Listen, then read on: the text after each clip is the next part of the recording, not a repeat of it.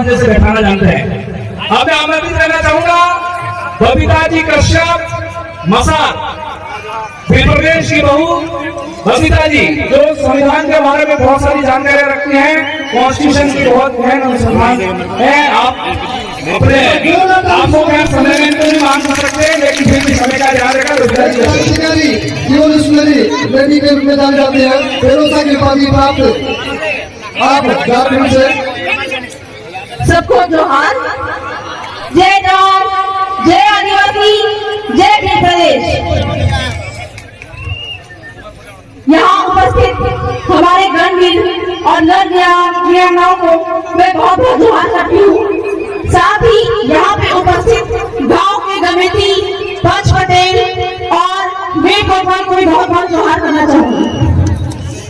थोड़ा सा लगता है डिस्टर्ब कर रहा हूँ मैं भाई, जो खड़े हो आप इधर आ जाओ, और जो आप लोग ऐसे आस-पास बैठो, थोड़ा आगे खिसको, अच्छे से सीढ़ियों में बैठो ताकि जगह से एक स्लोगन बहुत जोर शोर से चल रहा है कि बेनेश्वर की 80% जमीन जो है वो आदिवासियों के नाम पे होनी चाहिए। पर मेरा ये कहना है कि पूरे भारत भर की, ना सिर्फ बेनेश्वर की, पूरे भारत भर की 100% जमीन आदिवासियों का होना चाहिए। ये मैं नहीं कह रही हूँ, ये माननीय सुप्रीम कोर्ट का 5 जनवरी 2011 का जजमेंट कह रहा है कि 8% आदिवासी ही इस भारत के मूलवासी है, एबोरिजिन है। और ये 80% जमीन की जो बात हो रही है वो तो हम लेकर रहेंगे। कैसे लेकर रहेंगे? ये भारत का संविधान, इसके तहत हम अपनी जमीन लेकर रहेंगे। हम ये बोलते हैं कि जल जंगल जमीन हमारा है, पर कैसे? मैं आपसे पूछना चाहूंगी कि आदिवासियों का जल जंगल जमीन कैसे है? हम बोल तो देते हैं, लेकिन हमको जल जंगल जमीन पे अधिकार जमाने के लिए किस तरह से लड़ाई लड़नी है ये हमको जानना पड़ेगा। कल तक हमारे पुरखे तीर धनुष लेकर निकल जाते थे और अंग्रेजों से लड़ाई लड़कर, और जो अंग्रेजों के जनप्रतिनिधि थे, रजवाड़े थे, उनके साथ में लड़ाई लड़कर उन्होंने हमको जल जंगल जमीन दिलाया। लेकिन आज हमको यह लड़ाई कागज और कलम से लड़नी है और अपनी जानकारी से लड़नी है। तो यह जो 80% जमीन की जो बात हो रही है, हमको कैसे लेना है? भारत के संविधान में अनुच्छेद 13(3) का उसमें यह लिखा हुआ है कि आदिवासियों की रूढ़ी प्रथा को विधि का बल प्राप्त है। तो यहाँ पे उपस्थित हमारे मेट गोपाल जो गांव की कमेटी है, उनकी वजह से हमको ये हमारी जमीन वापस मिल सकता है। और यह जो बेनेश्वर धाम है, जैसे कि कहा जाता है कि यह जमीन जो है आदिवासियों की थी और यह जमीन आदिवासियों की ही है, यह भारत का संविधान कह रहा है। और माननीय सुप्रीम कोर्ट का जो जजमेंट है, PWAD जजमेंट, उसमें ये कहता है कि आदिवासी क्षेत्र यानी कि 5वीं अनुसूचित क्षेत्र में सारी की सारी जमीन जो है वह आदिवासियों की है, किसी की नहीं है। यहाँ तक कि सरकार जो है, केंद्र सरकार और राज्य सरकार, वह भी एक व्यक्ति है और उसकी एक इंच जमीन भी आदिवासी क्षेत्र में नहीं है। यह जजमेंट सुप्रीम कोर्ट का समता जजमेंट कह रहा है। तो इस प्रकार से जब गैर आदिवासियों की या फिर सरकार की एक की जमीन भी यहाँ पे नहीं है, तो फिर ये बेनेश्वर धाम पे गैर आदिवासियों का कब्जा क्यों है? यहाँ पे आदिवासियों का कब्जा क्यों नहीं है? यहाँ तक कि यहाँ पे आदिवासियों का कब्जा होना चाहिए और यहाँ का ट्रस्टी जो है वो हमारे आदिवासियों को ही बनाया जाना चाहिए। तो इस जमीन पर हमको कब्जा कैसे जमाना है?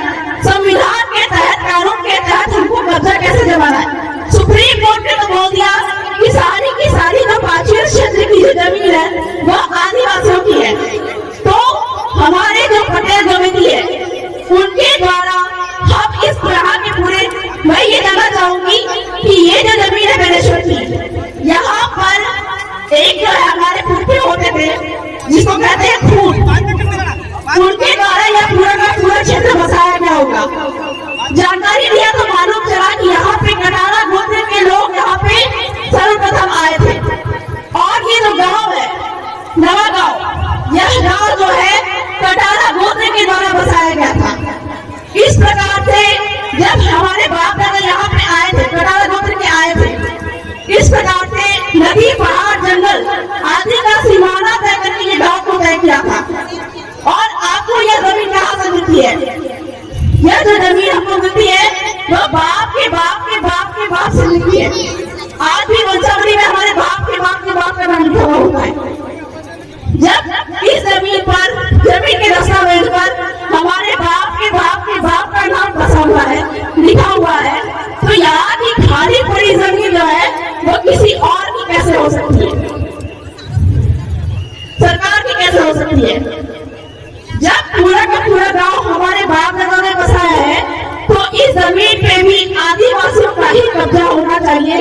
और कलेक्टर महोदय, बात यह है कि इस जमीन का पट्टा आदिवासियों के नाम पर ही करेंगे। ये मैं नहीं बोल रही हूँ, आपके राजस्थान टेनेंसी एक्ट और राजस्थान लैंड रेवेन्यू कोड जो है वह बोल रहा है कि यदि गाँव किसी अपने गाँव की जमीन को, ठीक है, इस गाँव का भी बनाना होगा, इस गांव की जमीन के अंदर में जो गांव मिलकर किसी को जमीन अगर देता है तो वो जमीन कलेक्टर महोदय उसका पट्टा उसको उपलब्ध कराएंगे।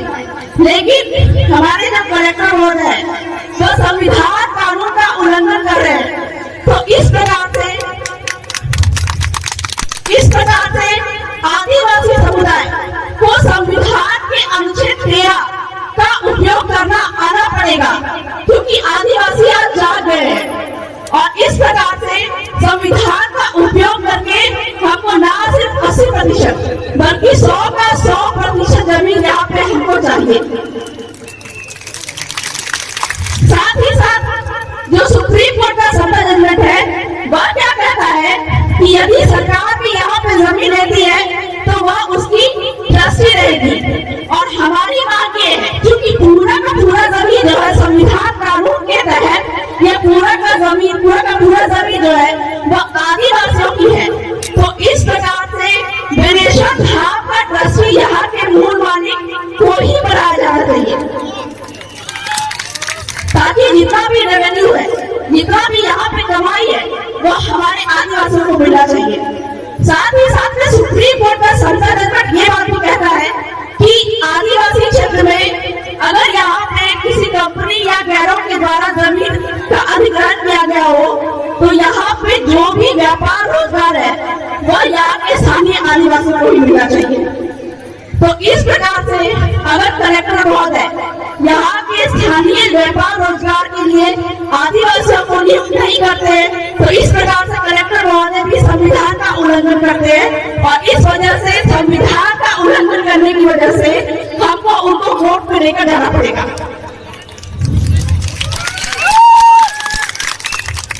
तो बहुत सारी बातें हैं, मैं बहुत ज्यादा तो नहीं बोलूंगी, बोलने के लिए तो बहुत सारी बातें हैं, संविधान की बातें हैं, कानून की बातें हैं, जिसके तहत आदिवासियों को अपने जल जंगल जमीन पे कैसे अधिकार प्राप्त हो सकता है, ये सब की जानकारी बिल्कुल हो सकती है लोगों को।